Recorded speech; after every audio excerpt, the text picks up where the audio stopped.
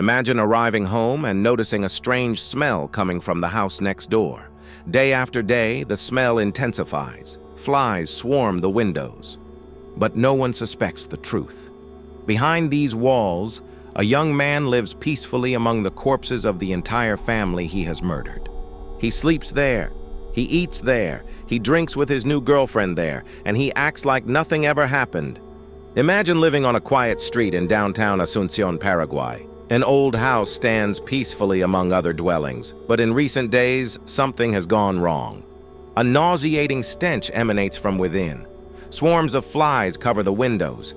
The neighbors begin to fear what might be lurking behind the walls. And when the police break down the door, they discover a scene that shocks all of Paraguay. 5 corpses, an entire family devastated. And a young man who lived among the corpses the whole time as if nothing had happened. This is the story of the House of Horrors in Asunción.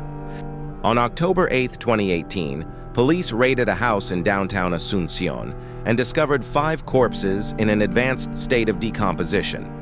The victims are Dalma Rojas Rodas, just 23 years old, her 2 young children aged 4 and 6, her mother Elva Graciela Rodas, and her father Julio Rojas from Valle. The house would later become known as the House of Horrors. Dalma is a young woman known in the neighborhood for her passion for mixed martial arts. Her partner, Bruno Maribel, 19 years old, almost immediately becomes the prime suspect. At first glance, they seem like an ordinary family, but behind closed doors, dark secrets are hidden. The investigation reveals that the murders took place between September 29th and October 2nd. The first victim was Dalma. Next, his mother Elva, attacked with a hammer. Then his 2 sons, Saulo and Cristian. Finally, Julio Rojas, murdered on his way home. Bruno tries to hide the bodies with lime and cement, but the smell and the flies betray the crime. And yet, he continues to live in the house for days on end. And not only that. He takes his new partner, Araceli Sosa, there without her suspecting what is hidden just a few meters away. Bruno sells the victim's belongings, posts about it on social media, and acts as if nothing happened. Subsequently, authorities discovered messages and audio recordings that became key evidence. In one of the recordings, you can hear the agony of one of the victims. The case shocked all of Paraguay and sparked a major debate about domestic violence and mental health.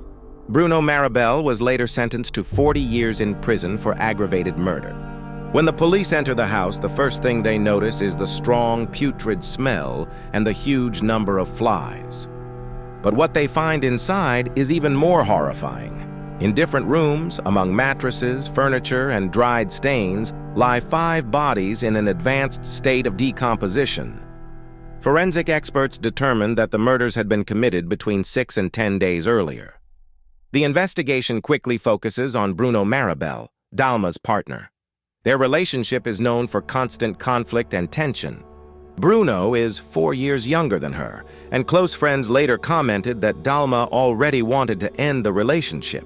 Dalma lives in the house with her 2 children and her parents, but for days now, no one has heard from them.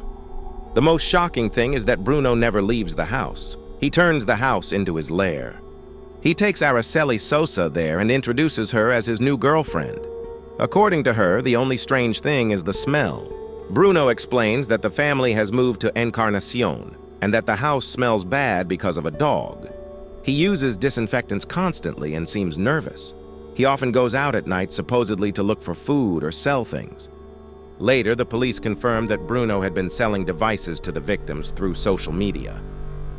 A neighbor even recounts that he offered her an iron at a low price and told her he was saving money to move in with his new girlfriend.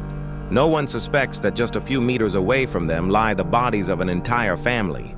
Forensic experts determined that Dalma died from multiple blows to the head. Her mother, Elva, was attacked with a blunt object, a hammer, which was later found at the crime scene. The children were strangled. Julio Rojas was murdered days later upon returning home, unaware of what had already happened in the house. Prosecutor Marcelo Saldiar described the scene as a true massacre and admitted that he had never seen anything like it. According to investigators, Bruno first killed Dalma and then the rest of the family members to eliminate witnesses. Some of Dalma's relatives suspect that the motive was not only personal, but also financial. When experts begin to analyze Dalma and Bruno's phones, they discover aggressive messages and constant conflicts between them. Shortly before the crime, Dalma tells him that she wants him to leave the house and that she no longer wants to be with him. In one of the messages, Bruno wrote, "If you're not mine, you won't be anyone's." The investigators also discover disturbing audio recordings. One of them becomes key evidence during the trial. The recording features a female voice screaming and pleading for help. Although Bruno denies sending the audio, experts have proven that the recording was sent from his WhatsApp account hours after the first murder. The prosecution is reconstructing a precise timeline of the crime. According to this timeline, Dalma died on September 29th and Elva the following day. The children, on October 1st, and Julio Rojas was murdered on October 2nd, when he was returning from Encarnacion and entered a house that had already become a crime scene. While all this is happening, Bruno continues to sleep in the same house, using the bathroom and kitchen, talking to neighbors, selling things, and posting on Facebook, with a coldness that surprises even the most experienced forensic psychologists. The house is full of evidence: bloody clothes, traces of a fight, blood on the walls, and broken objects. However, Bruno doesn't run away. He continues with his life until finally someone reports the unbearable smell. When the police arrived, he had already left. A few days later, he was arrested in downtown Asunción while strolling calmly as if nothing had happened. Dalma's phone was found in his possession. The case generated enormous media pressure and became one of the most followed trials in Paraguay in recent years. Not only because of the brutality of the crime, but because the accused lived for days among the corpses, hiding behind the facade of a normal life. After his arrest, Bruno denies everything. He claims to have no idea what happened and that everyone was alive when he left the house. He says he was looking for work and then stayed at a friend's house, but that version quickly falls apart. Security cameras show him entering and leaving the house even after his supposed departure. Phone records show that he used Dalma's phone to send messages on her behalf and give the impression that she was alive. In one of these messages, addressed to a friend of Dalma, she stated that she had gone on a trip with her parents. The style of the messages sent from Dalma's phone is starting to raise suspicions. The messages don't seem to be written by her. Her usual expressions, her writing style, and even the emojis she typically uses are missing. The strangest thing is that the messages were sent from Dalma's phone, but over the house's Wi-Fi network. Prosecutor Marcelo Saldiar presents physical, technological, and testimonial evidence. Among the evidence are the bloody hammer found behind a wardrobe, the victim's DNA traces on Bruno's clothes, and the audio recordings that are already circulating in the media. But the most shocking moment came in the courtroom when the key audio recording was played. While everyone listens to the women's screams and pleas for help, Bruno Maribel remains completely impassive. According to witnesses, even the judges seem shaken. The victims' families are also giving statements. Dalma's aunt tearfully recounts that the young woman had sought help months earlier and that Bruno had emotionally manipulated her. She wanted to leave him, but she was afraid of what he might do. A neighbor also stated that days before the bodies were discovered, she heard screams early in the morning, but thought it was just another domestic dispute. One of the most talked about figures during the trial continues to be Araceli Sosa. Despite having lived with Bruno in the house while the bodies were already decomposing, she claims to have known nothing. She says she was in love, that Bruno seemed nervous and strange to her, but that she never imagined anything like this. He explained that the smell was due to leftover food and a sick dog, but many people refuse to believe this explanation. How is it possible for a person to live among 5 decomposing bodies and not notice anything? How is it possible to sleep in a house covered in lime scales, strange stains, and flies everywhere? The defense presents Araceli as yet another victim of manipulation, but for many, her naivete is difficult to explain. During the trial, Bruno's strategy changes. After initially denying everything, he admits to killing Dalma, but he claims it wasn't intentional. According to his version of events, the two argued, she attacked him first, and in a moment of anger, he hit her. Then, according to Bruno, he panicked. He claims his mother-in-law confronted him. Everything spiraled out of control, and he remembers almost nothing of what happened afterward. However, the prosecution refutes this version. Forensic experts demonstrate that the victims were not killed at the same time. First comes Dalma, then Elva, then the children, and finally, Julio Rojas. This demonstrates consistency and, at least, some planning. Furthermore, the investigation revealed that Bruno had tried to cover his tracks. He had cleaned the crime scene, used detergents, and sought out lime to accelerate the decomposition of the bodies. These are not the actions of a person gripped by panic. This is an attempt to cover up a crime. Forensic psychologists conclude that Bruno has strong narcissistic traits and a tendency towards manipulation.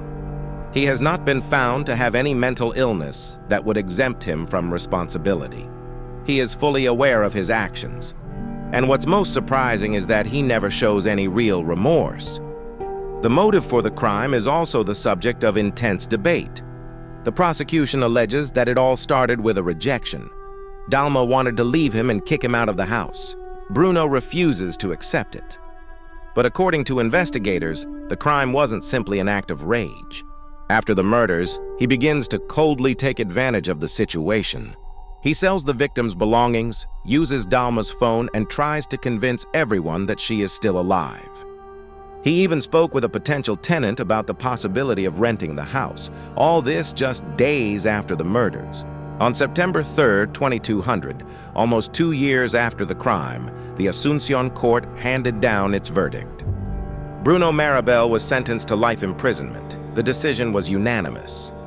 He was found guilty of aggravated murder due to the number of victims, the cruelty, and the manner in which the crime was committed. The evidence is overwhelming. During the trial, Bruno tries to portray himself as a victim of a situation that spiraled out of control. He claims he didn't plan anything, but witness statements, expert reports, and the timeline prove otherwise. The judges highlighted the methodical way in which he murdered each member of his family and then lived among the corpses. He used lime to mask the smell. He cleaned up the blood and, in the meantime, posted on social media and sold the victim's belongings, without the slightest remorse. Dalma's family accepted the verdict with relief. One of her aunts told the media, "This won't bring Dalma back, but at least she'll never leave home again." All of Paraguay followed the incident with a mixture of horror and disbelief. The media began calling it the Asuncion Massacre, a name that still inspires fear today. Bruno Maribel was sent to Tacumbu prison, where he remains in isolation for his own safety. After the verdict, she never spoke publicly about the case again, but the questions remain. Was it a momentary outburst of violence, or was it all planned from the beginning? Could someone have prevented the tragedy earlier? And how is it possible that no one noticed what was happening in that house for so many days? Perhaps we'll never get all the answers. But one thing is certain. Behind the walls of that house in Asuncion, one of the most horrific criminal stories in Paraguayan history remains sealed forever. 5 people lose their lives in a brutal and senseless crime that shocks an entire country. Now I want to hear your opinion. Do you think Bruno acted alone, or did Araceli know more than she's letting on? Leave your opinion in the comments. If you enjoy these kinds of true crime stories, subscribe to the channel, like the video, and share it with your friends. There are still many cases to come that will leave you speechless.